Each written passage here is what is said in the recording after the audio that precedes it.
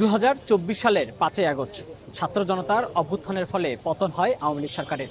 এর ঠিক 3 দিনের মাথায় অর্থাৎ 8ই আগস্ট দায়িত্ব নেন অন্তর্বর্তীকালীন সরকার, যার নেতৃত্বে রয়েছেন ডক্টর মোহাম্মদ ইউনূস। এর ঠিক 16 মাসের মাথায় বহুল কাঙ্ক্ষিত যেই ত্রয়োদশ জাতীয় সংসদ নির্বাচন, সেই সংসদ নির্বাচনের তফসিল ঘোষণা হচ্ছে আজ।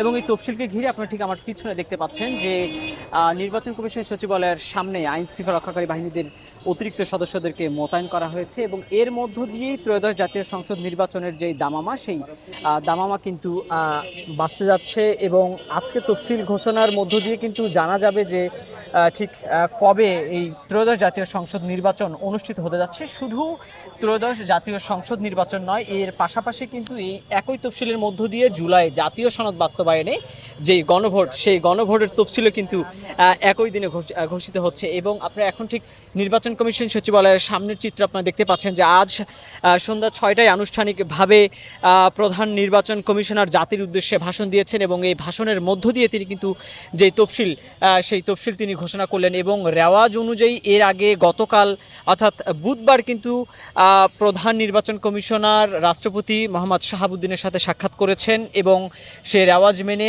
আজকে তিনি কিন্তু যেই নির্বাচনের তফসিল সেটি ঘোষণা করলেন। এবং এই তফসিল ঘোষণার মধ্য দিয়ে যেই ত্রয়োদশ জাতীয় সংসদ নির্বাচনের যে মূল আনুষ্ঠানিকতা সেটি শুরু হলো। এবং আপনাদেরকে যদি জানিয়ে রাখার চেষ্টা করি যে এবারের জাতীয় নির্বাচনটা কিন্তু একেবারেই ব্যতিক্রম, কেননা ইতিপূর্বে জাতীয় সংসদ নির্বাচনে শুধুমাত্র এই যেই বিভিন্ন সংসদীয় আসনে যে প্রার্থী, সেই পছন্দের প্রার্থীদেরকে ভোট দিতেন ভোটাররা, সাধারণ ভোটাররা। তবে এবার কিন্তু তারা সেই প্রার্থী নির্বাচনের পাশাপাশি পৃথক আরও একটি ব্যালটে হ্যাঁ অথবা নার পক্ষে ভোট দিবেন, যার মধ্য দিয়ে জুলাই জাতীয় সনদ সেটি বাস্তবায়নের যেই আকাঙ্ক্ষা সেটি আসলে নির্বাচিত হবে, যে আসলে জুলাই জাতীয় সনদ বাস্তবায়ন হবে কি না। এটিও কিন্তু একই দিনে এই জাতীয় সংসদ নির্বাচন এবং যেই জুলাই সনদ বাস্তবায়নের যে গণভোট সেটি কিন্তু অনুষ্ঠিত হচ্ছে। এবং আপনাদেরকে যদি জানিয়ে রাখি যে ইতিপূর্বে আমরা দেখেছি যে বিভিন্ন রাজনৈতিক দলের যেই সম্ভাব্য প্রার্থীরা বিভিন্ন আসনে যারা প্রতিদ্বন্দ্বিতা করবেন কিংবা ইতিমধ্যে যারা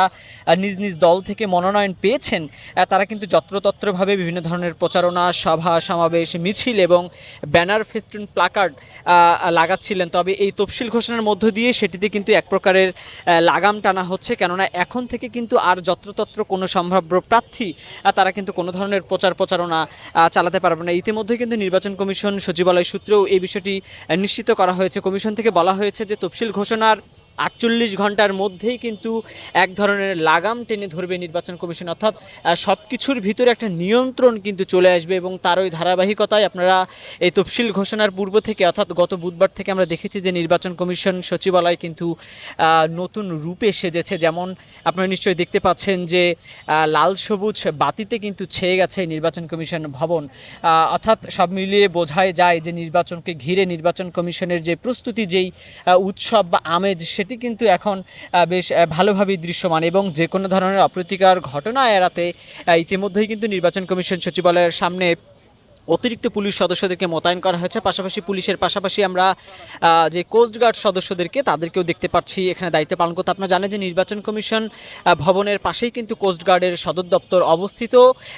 সেই ক্ষেত্রে হয়তো বা কোস্টগার্ড সদস্যদেরকে এখানে মোতায়েন করা হয়েছে নিরাপত্তার স্বার্থে। এবং সকলেই কিন্তু চেয়েছিল এই তফসিলকে ঘিরে এবং তফসিল পরবর্তী সময়ে বাংলাদেশ জামায়াত ইসলামী তারা কিন্তু প্রতিক্রিয়া জানিয়ে তাদের কেন্দ্রীয় কার্যালয় মগবাজারে একটি সংবাদ সম্মেলন করবেন, সেটি হয়তো কিছুক্ষণের ভিতরে শুরু হবে। এবং সব মিলিয়ে এই নির্বাচন কমিশন সচিবালয়ের সামনে যে এখনকার প্রস্তুতি সেটি নিশ্চয়ই আপনারা দেখতেই পাচ্ছেন যে ইতিমধ্যেই তফসিল ঘোষণা হয়েছে। এবং সেই তফসিল ঘোষণার পূর্ববর্তী সময় থেকে আমরা দেখেছি যে এখানে অতিরিক্ত পুলিশ সদস্যদেরকে মোতায়েন করা হয়। এবং আপনারা জানেন যে 5ই আগস্ট 2024 আওয়ামী লীগ সরকারের পতনের পরেই কিন্তু সাধারণ জনগণ এবং বিভিন্ন রাজনৈতিক দলের আকাঙ্ক্ষার যে জায়গাটি ছিল সেটি হচ্ছে একটি সুষ্ঠু ও সুন্দর এবং নিরপেক্ষ একটি জাতীয় নির্বাচন। এবং সেই নির্বাচন ঘিরে প্রথম থেকেই নির্বাচন কমিশন এবং অন্তর্বর্তীকালীন সরকার বলছিল যে তারা সচেষ্ট রয়েছে এবং যে কোনো মূল্যে তারা কিন্তু একটি সুষ্ঠু ও সুন্দর গ্রহণযোগ্য নির্বাচন আয়োজন করবে। এবং তারই ধারাবাহিকতায় আজকে কিন্তু